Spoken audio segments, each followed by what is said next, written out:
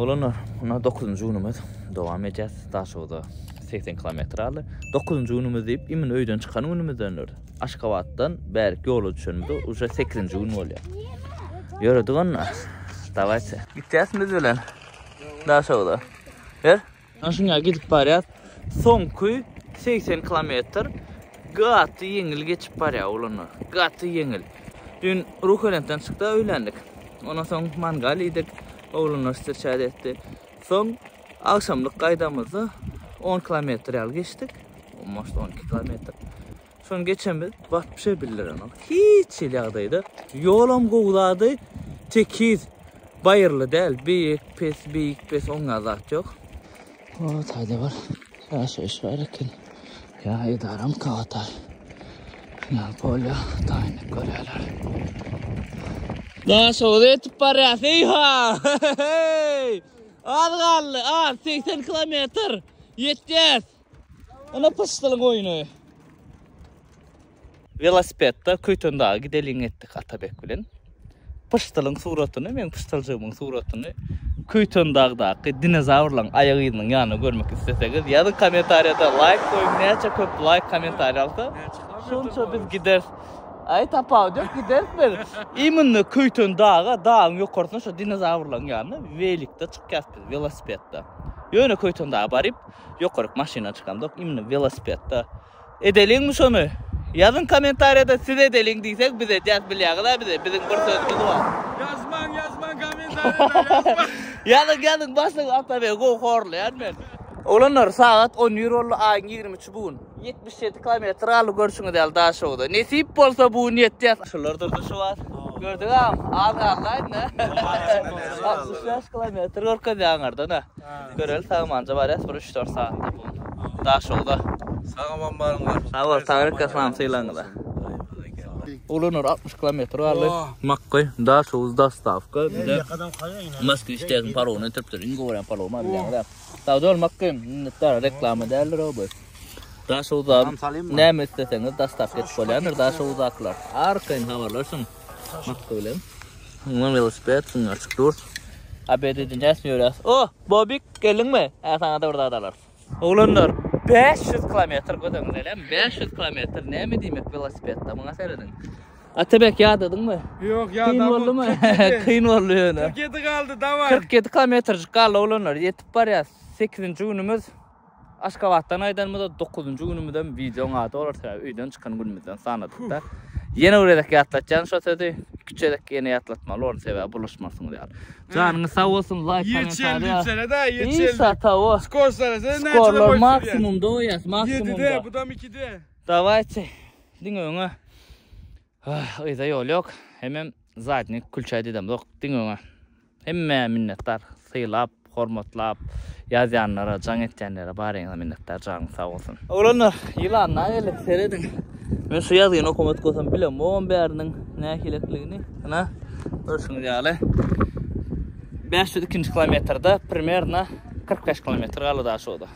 3 saatlik 4 saatlik yolu da daha şey diyeceğiz. Yılandan kimler var? Oğlanlar yazın komentariyada. Oğlanlar daha şoğdan çıkan 36 kilometre düşün almadığın harekene. Daha şoğdan çıkan 36 kilometre berdinden belki 500 olmuş onlar burada. Roşun galbelikler şey etmeyatırın Atabek energetik almana yerde energetik içmek sizin sağlığınıza ziyanlıdır. Kendi içmek böyle. Adra içmek yavaş. Yönü bir surat. Daha şoğda edecek ol. O burada siz elimizden geldiğinden zamanca barsak böyle 36 kilometre çıkarlı bari o. Meyla çok bizim 100 kilometre günlük daha şey diyeceğiz oğlum. Daha şoğda 20 kilometre alanına merdan çıktı. Önümüzden sağ sol bırak minnettar. Alişer'de salam ayca. Canın sağ olsun. İngo oryan soğum divayca da yine peurize yetirtir minnettar bırak kakas. Suşnak turşu var. Adışı yetip var ya daha şoğda 20 kilometre alı hazır aeroportun yanına durup biz vizalamızı koyuyoruz. Ondan sonra 1 saat çare, öyle bir yarım saat. Ondan sonra şehre gireriz. Gün bakmağa girmeli. Pıstıl 3 yarımlık motor eken ha o. Haşırlayışına seyredin Atabek.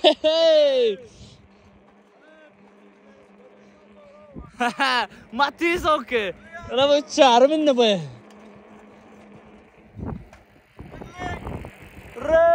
Yetip var ya daha soğudu.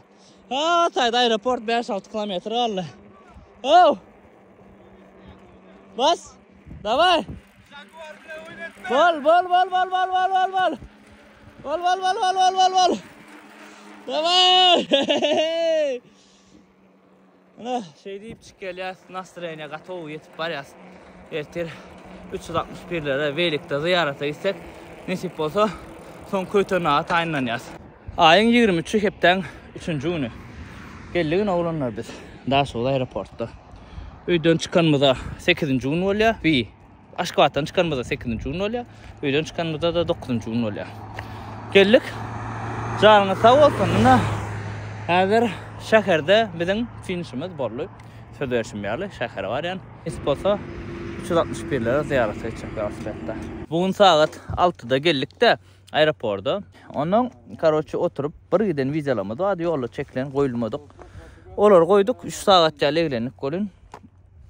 Bu pıştılın tigirler boşak kalıptır serinin. Nasıl olsadık gelledik Suriye sembolün. Karoçu yönüp sarpetler 5 min sırp bolya. Ne itekler paket baryas. Biz esasat öz sözümüzde durduk oğlanlar. Bugün öyden çıkanımızda 9. gün. Aşkavat'tan berk qaydamızda da уже 8. gün oluyor da.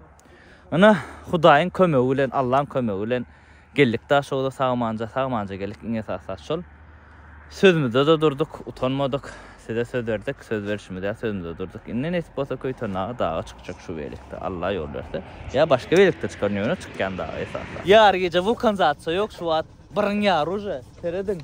Oğlanlar geldi. Hep bedağdı. Evde otuyorlar. Ana sağ sonra sağ gün üstümüze yatırıp onlar per otuyorlar. Adı şey. Oğlanlar sağ olun. Bizler rahat. Zaten araşmak o atı ikimiz öldük o polnu. Hiç saat yok salat olduk biz. Ana oğlanlar daş ettiler minnettar. Oğlanlarına daha sonra şehrin içine de girdik. Aeroporta varamızda aeroport şehrin içine girdik. Kolonok tip yazanlar var da ana Ruhiyet Köşkü. Ana daha soğuk 2024. Bolu şehrin içindedir. Növümüzün şu yerde. Bolu oğlanlar şeyler bilen öyden çıkanımızda 9. gün. Aşkavat'tan çıkanımızda 8. gün. Geldik. 9. güne geçtin. Yok onu hesaplama biz geldik. O takdir deşinli daha dediler. Öyden çıkanımızda 9. gün. Aşkavat'tan çıkanımızda 8. gün.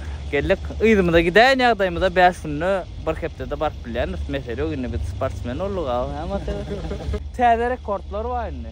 İnne köyten daha çıkarası böyle. Täze rekord. Hiç kimeden onu. Hava izlep. Like komentari koyun. Esasat kalan at bolar. İn esasan can sağlık. Davat.